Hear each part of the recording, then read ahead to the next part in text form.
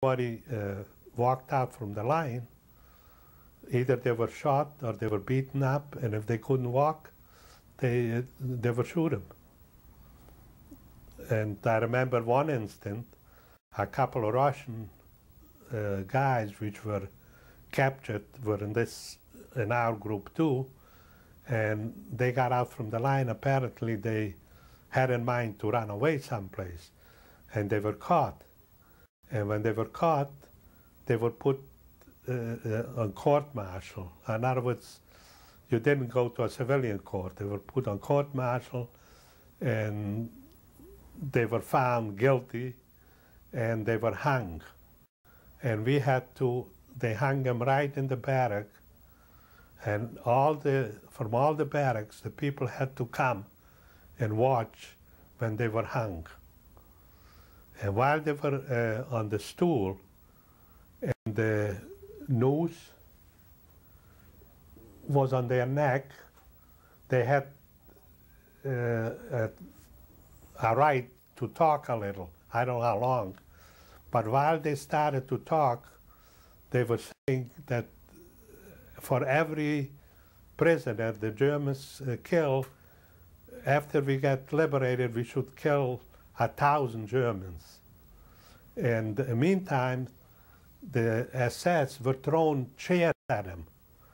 While they were still alive, they were throwing chairs at them, and they were bleeding all over before they were let loose, you know, before they took out the chair under them. And they wanted everybody to watch, so we wouldn't have the idea, you know, to run away sometimes. See, while I was in Landsberg, and I started to work there on some construction, I was very weak, and I was starved out. So for some reason, my legs started to swell up, and I became sick, and they put me like in an infirmary, and I was there a few days, and then they shipped me out to Turkheim. I was already better. So they shipped me out to Turkheim, and while I was in Turkheim, they put us to work in a construction. But I got lucky in Turkheim because I was a dental technician, and the dentist in town did not have a dental technician, and one of the SS guards used to go to this dentist, and the dentist asked him if he could get a dental technician from the, you know, if there is any dental technician in the camp, if he could loan him, you know, to the dentist so he can, you know, make the teeth. You know, he didn't have anybody to make the teeth. So this assessment asked who's a dental technician, and I volunteered, I came out. So every morning they took me with a car in town to work for this dentist, and I was making the teeth for the dentist.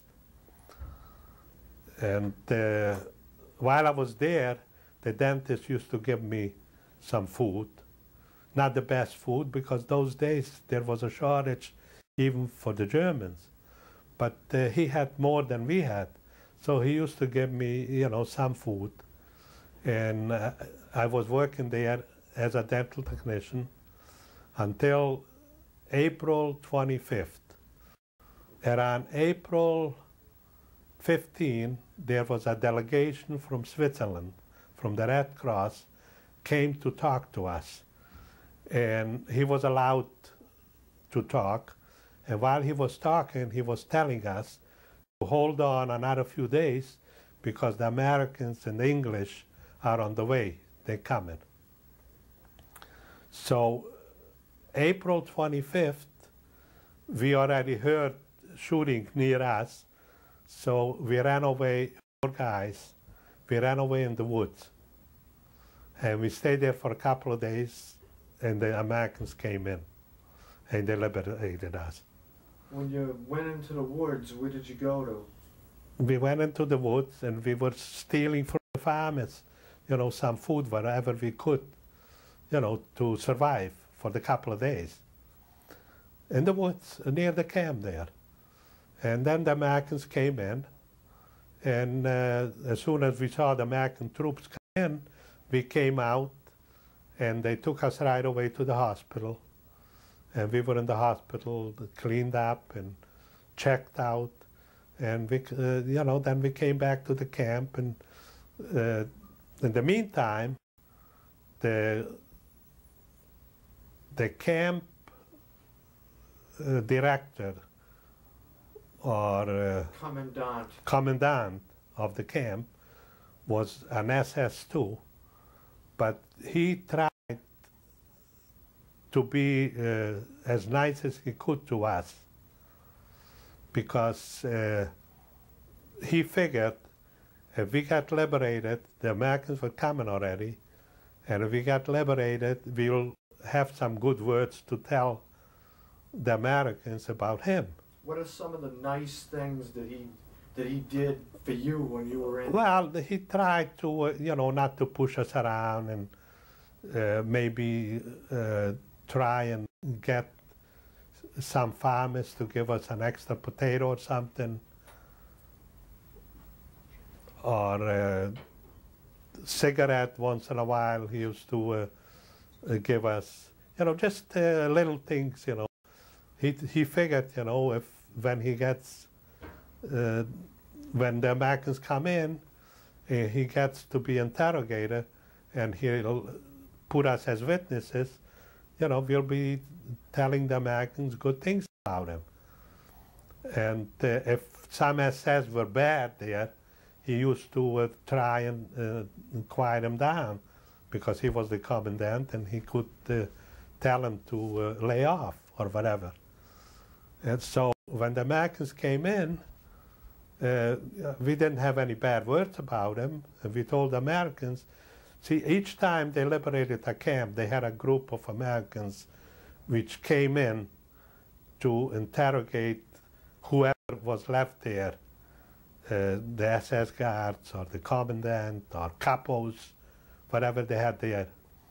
So this American group came in, and they started to interrogate the commander, the commandant. The other SS ran away. They all ran away. So he was the only one who was there. And they listened to him, and then they listened to us, what we had to say. And they figured, you know, that there is something fishy. They could tell there is something fishy going on with this guy, that he wasn't such a nice guy. So they looked into it right away, you know, and they had connections all over the area there, and they found out that he was a commandant in another camp, and he was a real murderer there. And they put him on a court-martial, and they hung him in town. In town, the whole town, the civilians, had to come out and watch when they hung him. And he admitted, after, you know, they got him, he admitted that he was there, and, you know, that he was an SS, and this and this and that. And he wasn't denying it already. You know, they caught him red-handed, like, you know. And in Alach, which is approximately 3 kilometers from Dachau, there they were trying to take out the Jews, and we were afraid that the Jews, they had 3 camps, one Gentile, and one Jewish camp, and one ladies' Jewish camp, which was only fence were to one near each other. So I was, and they said Juden austreten, which means the Jews should get out from the line, and I didn't want to go out because I didn't know what's going to happen. So I remained, and they had only my name, and it's marked that they took me away from Hungary.